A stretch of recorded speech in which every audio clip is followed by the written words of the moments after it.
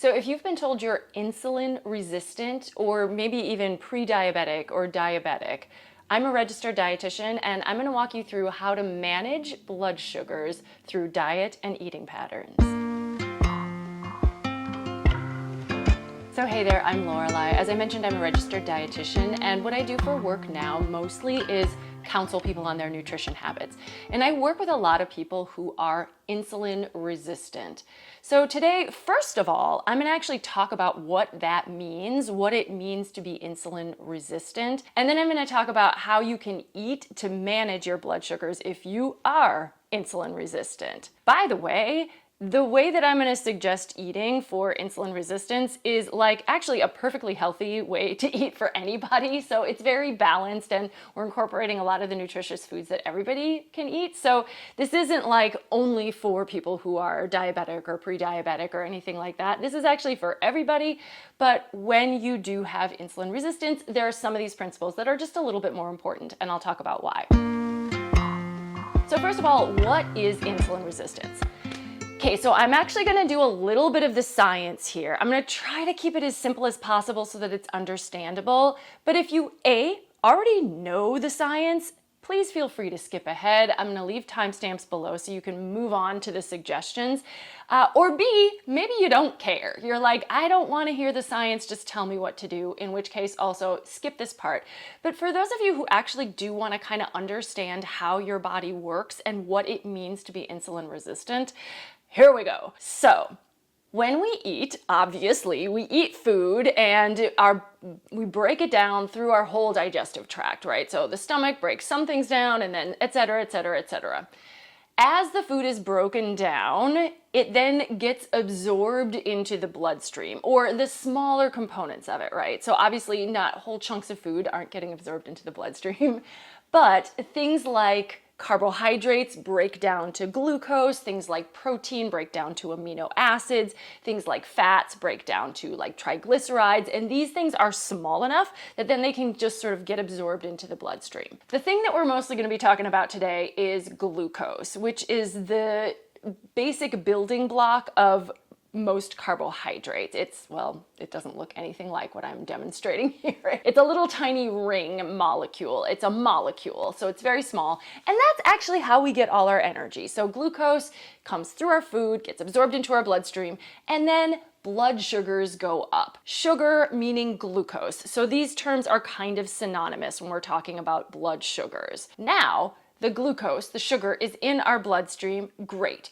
We need to use it for energy, and that actually is how our bodies like to get energy, so awesome. We've got that there. Now we've got energy. For it to be converted into actual energy, it needs to move into the cells. The cells are the energy generators. So usually what happens is that the pancreas realizes that blood sugars are going up, and the pancreas produces insulin. So insulin comes into the picture once blood sugars have hit the bloodstream. Now, the insulin is a messenger hormone. So it heads off to the cells and says, hey cells, there's some glucose in the bloodstream, time to absorb it. And then the cells are like, okay, great. And then they take up the glucose, and then the blood sugars in the bloodstream go down. They're never going to be zero. We don't want them to be zero. There is some sugar that always is in our bloodstream, and that's fine, but we want it to be kind of in balance. So the cells take it up and then they can use it as energy. That's what happens normally. In insulin resistance, what happens is that, like usual, blood sugars go up when we eat. Great, perfect. The pancreas secretes insulin as it's meant to. Great, perfect. But the cells don't quite recognize the insulin as a messenger. So they don't get the message that there's glucose in the bloodstream, so they don't absorb it. And it just kind of sits around in the bloodstream, and the cells are still missing out on the energy that they need, that they could get from the glucose. So that is insulin resistance, meaning that the cell is resistant to taking up the glucose that's in the bloodstream. At that stage, a couple things can happen. So first of all, blood sugars can go high. So you might sometimes find out you're insulin resistant because in a fasting blood draw, your glucose level is high. The next thing that often happens is that the pancreas will be like, well, why is there still glucose in the bloodstream? And it'll put out more insulin. So more insulin shows up, and then that actually helps. So sometimes some of the glucose gets shuffled off into the cell when there's more insulin present. So sometimes you'll see on a fasting blood draw that your insulin levels are high. So that's another indicator of insulin resistance. Your pancreas has had to produce more insulin to get the blood sugars into the cells. And sometimes on a blood draw, you'll see both. So both the glucose and the insulin will be raised or elevated just because your body is having a hard time absorbing the glucose into the cells. So what is an A1C? An A1C, or our glycosylated hemoglobin, it's sometimes called hemoglobin A1C, is a measure of how much glucose is stuck on the hemoglobin in our red blood cells. So that's something that kind of happens if we have a lot of glucose in the bloodstream that's not getting absorbed by the cells. Sometimes it will just kind of attach to that hemoglobin, and we can kind of see over time if that hemoglobin has picked up a lot of glucose, then we sort of know that the cells aren't managing it really well. So that's the thing that we use to note if somebody is pre-diabetic or diabetic. If that A1C number is within a certain range, we say, oh, okay, you're pre-diabetic, or oh, you're diabetic, meaning that your body has been probably insulin resistant for a little while, and so now it's a little bit more, maybe we need to manage this medically. So that's kind of what that all means. What we want to do when it comes to diet is to find a way to help your body out in the situation where insulin resistance exists. Now, why do people get insulin resistance? Well, there's a lot of reasons. So it can be just genetic. Some people just are more prone to that happening to them. I work with a lot of women who have PCOS, and if you do have PCOS, there is just a higher risk of developing insulin resistance. There can be some lifestyle factors as well that can just make it a little bit more likely for the body to be insulin resistant rather than insulin sensitive, which is what we want, where the cells are sensitive to the insulin. They hear the insulin when it calls out to them, and they take up the glucose. Why was that explanation so long? You know, I explain this to my clients all the time, and it usually takes about 1 minute, so this has taken longer than it needs to, but okay. The first question that a lot of my clients ask me then is, can I still eat carbs? This question actually makes a lot of sense, because if we know that carbohydrate breaks down to glucose and our body has a hard time managing glucose, what if we just don't eat any carbohydrate? Then no glucose, nothing to manage, problem solved. However, we actually do still need this carbohydrate and the glucose for energy. It is our body's preferred energy source. The ketogenic diet, and I'm just gonna bring this up because I know it is out there, the ketogenic diet has our body running on ketones as energy. And I don't wanna dismiss this idea out of hand, because it is an interesting idea that, like, if we could just bypass the whole glucose system, maybe our bodies would be better off, particularly for those with insulin resistance. And this is being studied, but right now there really isn't evidence to support that this is a good way to manage prediabetes or diabetes. Plus, on top of that, it's not very practical. Ketogenic diet is something that is really difficult to do long term, and it is used sometimes like to medically manage things like seizure disorders, because it is such a big problem. Like it's like the cost benefit, right? Like, it's so important to manage the seizures, and everything else has been tried, that people would be willing to go on a really restrictive extreme diet for the rest of their lives. But for most of us, that's totally unrealistic. And there's not really any scientific evidence that it's necessary or any improvement over the ways that I'm going to talk about today to manage our blood sugars. So we need that energy. Plus, they provide a lot of other nutrients that we need in our diet. I'm going to go with a hearty yes, you can, and not only can, but should still eat carbohydrates. Now, it does come down to managing the carbohydrate load that shows up in your bloodstream, but avoiding them completely, it's not something I would recommend. I do see clients sometimes who are doing this, and it's not working for them. For most of them, they're feeling depleted. They're having a hard time figuring out what to eat. I'm gonna have a video out really soon about why we do need to eat carbohydrates. And so check that out for more details. But bottom line is, yes, you should continue to eat carbohydrates, even if you are insulin resistant. Alrighty, so now we go into the basics of how do I eat to manage my blood sugars? I'm gonna give a little bit of an example here. So say we were to drink a soda, or actually let's make it a glass of apple juice just because it's gonna make more sense with this whole little stream of thought, but it's a drink and it's got sugar in it. So apple juice might be made from apples, but it is just extracted juice, so it does have sugar in it. Same as soda. It's a different, obviously it's different, but it's the same idea. It's gonna go into our stomach and be absorbed pretty quickly into our bloodstream, and it can raise blood sugars pretty quickly. So we can get into a whole thing of high, raised, spiking blood sugars. Now, say we eat an apple. First of all, it's gonna take us longer to eat an apple than to drink down a glass of apple juice, probably. Probably we're only gonna be able to eat like an apple, whereas a glass of apple juice is probably made of about 2 or 3 apples. And then finally, this apple has fiber in it, so it's gonna take longer for our body to digest it, and then it's also gonna take longer for our bloodstream to absorb the sugars that are in that apple. Yes, there are sugars in that apple. It will break down to glucose and go into the bloodstream, but much more slowly than the apple juice. So your body is gonna handle it a little bit better because the fiber slows down our digestion and truly the whole digestive process. If we were to have that apple with some peanut butter, which contains some fat and contains some protein, the digestion is gonna slow down even more. And so although a glass of apple juice is going to raise blood sugars pretty quickly, an apple with peanut butter is actually very balanced, and it's going to cause blood sugars to go up much more slowly and stay a little bit higher over time, as opposed to like a spike and a dip. So this is the underlying principle that we're looking at when we eat. We want to have carbohydrate, and we actually do want to have carbohydrate consistently throughout the day, but we want to balance it with 3 different things: fiber, fat, and protein. And protein is maybe the biggest one because we also want to have protein throughout the day, and because it's going to slow down digestion, it tends to work really well alongside carbohydrate. So for most of our meals, we want to have a starchy carbohydrate as an energy source alongside protein and fat. Fat is also a nutrient that naturally shows up in a lot of proteins or even some carbohydrate foods, so we may or may not need to add a specific source of fat. Now, the carb you choose may have fiber in it, such as a whole grain, but I also encourage adding produce for additional fiber. Yes, fruits and vegetables are in the carbohydrate category, but these will be in addition to a starchy carb.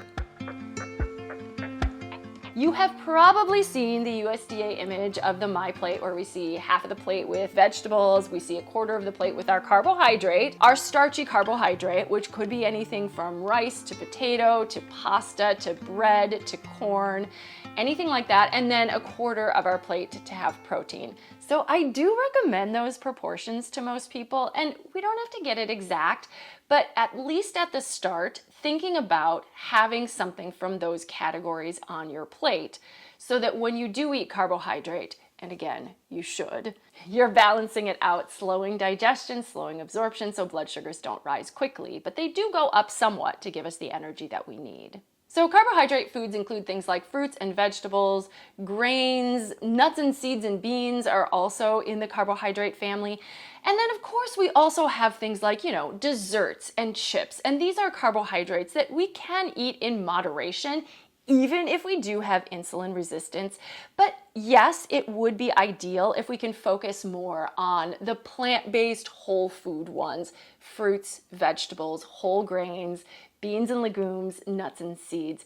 These are going to provide nutritional benefits beyond the carbohydrate energy that they also provide. So one of the first things I usually talk to my clients about when it comes to managing their blood sugars through diet is eating consistently. I do see a lot of people who are skipping meals, like they're maybe not having breakfast and maybe they're just only occasionally getting lunch and then they're eating at dinner. But this can actually be difficult for your body to manage if it's not getting any energy in throughout the day. Actually, we do a lot better if we eat consistently so that blood sugars are going up slowly, but then they can kind of stay up, and then by the time they start to go down again, we're maybe eating again. And this is just a way to manage energy, to make sure we're getting the nutrition that we need throughout the day. Also a really great way to manage hunger. But this is what I always recommend to people, that just skipping meals, skipping breakfast, going long periods of time without eating actually isn't doing you a whole lot of favors when it comes to managing blood sugars. Try to eat consistently. Try not to go any more than 4 to 5 hours without eating if possible. If you're someone who's not hungry for breakfast, and I will be doing a video on breakfast, whether we should eat it or not, you can move that breakfast a little bit later in the day if you want to, but skipping it entirely also means that we're probably not going to actually meet our nutrient needs until like maybe late at night. All of a sudden we're starving and we're eating a bunch of stuff then, and that's maybe when we're more likely to eat a lot of like high carbohydrate foods.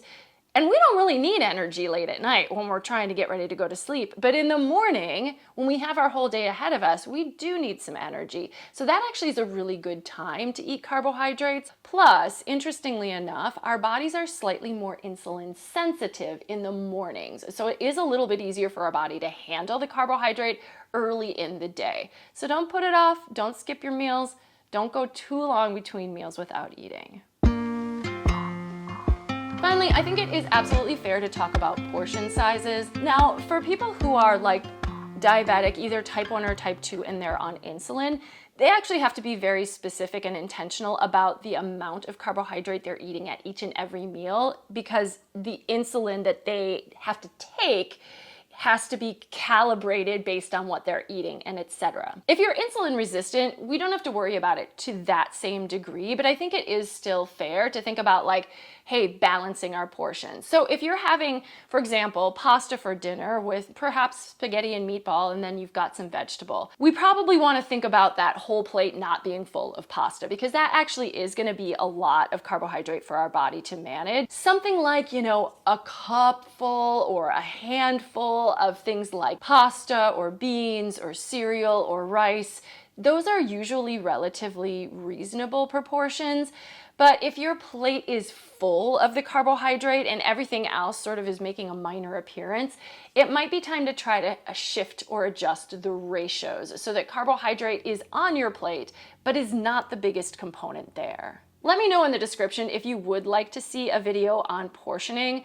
I think portioning ideally should be based on hunger, but sometimes it is helpful to kind of have a guideline or a gauge to get you started if you're kind of not used to thinking about, well, what does a portion, an appropriate portion, actually look like? This is also something that I do talk to my clients about like on a one-on-one basis, and sometimes it can be helpful because it is sometimes really hard to just look at your own plate and know whether or not what you're eating is the right amount.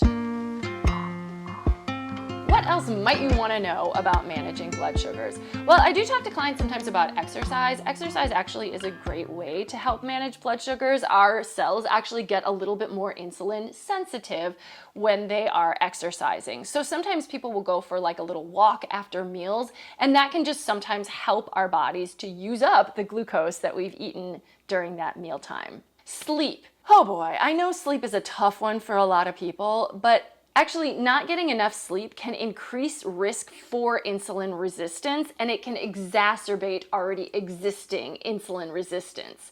The tricky thing is that sometimes people who are insulin resistant or pre-diabetic have a harder time getting sleep.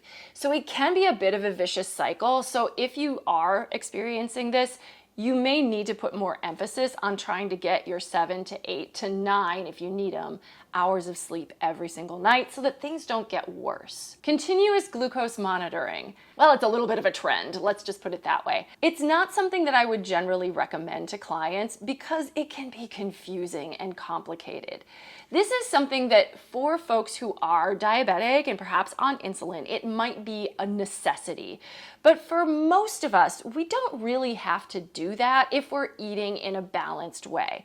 Yes, blood sugars are going to go up when we eat, as they should, and they will go down at some time. So if it's something that you're really, really worried about, it can provide some information and some data, but I think for most people, it's just a little bit inaccessible, A, but B, just unnecessary. Let's just go ahead and focus on the habits, because we can't actually directly manipulate our blood sugars. So sometimes it can give us anxiety to know when they're going up and when they're going down, and we can over-fixate on it when really all we need to think about is what we're eating and making sure we're getting our meals and we're making them balanced. I think that's far more important than tracking this metric on a daily or hourly basis.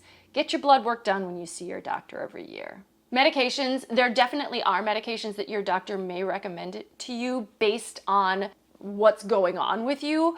I am a dietitian. I'm going to work with my clients on diet, but I am never going to tell them to stop their medications. Now, does that mean that if you're on a medication to manage your blood sugars, that it's not possible to get off of it with diet? No, some people actually are able to find a way to manage their blood sugars through diet and eventually wean themselves off medication. But that's going to have to be a conversation you have with your doctor, because medications can be supportive for many people, and food is another tool. So we're trying to do both to make sure that you stay healthy and that blood sugars don't continue to be hard for your body to manage, because, down the road that can cause additional complications, and we're trying to prevent that at this stage. Of course, you know where I'm going next. See a dietitian. It's one thing to kind of know what you should be doing to manage your blood sugars, but sometimes it's another thing to actually do it. So a dietitian is someone who's actually great at helping you come up with personalized strategies to make these things happen in your day-to-day life. And they're also there for some accountability, someone to check in with if you have questions. So if you are living in Illinois, you can reach out to me. I do see patients through Blue Cross Blue Shield. Also, I can take cash pay, but the way to reach me is in the description for this video. Don't forget to like and subscribe and all the YouTube shenanigans that you're supposed to do. Thanks so much for joining me. Finally, we talked a bit about meals today, but if you're wondering how to create balanced and satisfying snacks, go ahead and check out this video here. All of the information that I share aligns to what we talked about today with managing blood sugars. Take care.